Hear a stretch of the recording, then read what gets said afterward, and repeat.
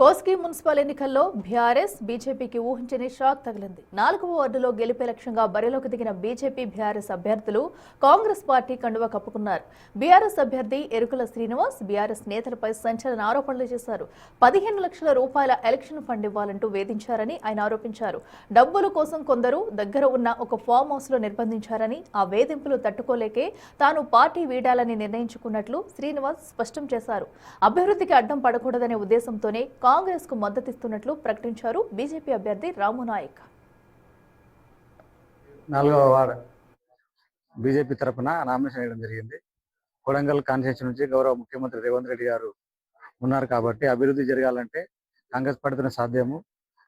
మన ప్రాంతం నుంచి ముఖ్యమంత్రి ఉన్నారు కాబట్టి మన ప్రాంత వార్డు ముఖ్యమంత్రి ఉండి మనం వేరే పార్టీలో ప్రచారం చేయడం కానీ వేరే పార్టీలో ఉండడం కరెక్ట్ కాదని నిర్ణయం తీసుకున్న తర్వాత మన ప్రాంతానికి ముఖ్యమంత్రి కంటే ఇంకా పెద్ద పోస్ట్ ఏముండదు. మనం ప్రాంతానికి అభివృద్ధి చేసుకోవాలనే ఉద్దేశంతో మనం ఇప్పుడు నేను గౌరవ 4వ వార్డు నుంచి కాంగ్రెస్ పార్టీకి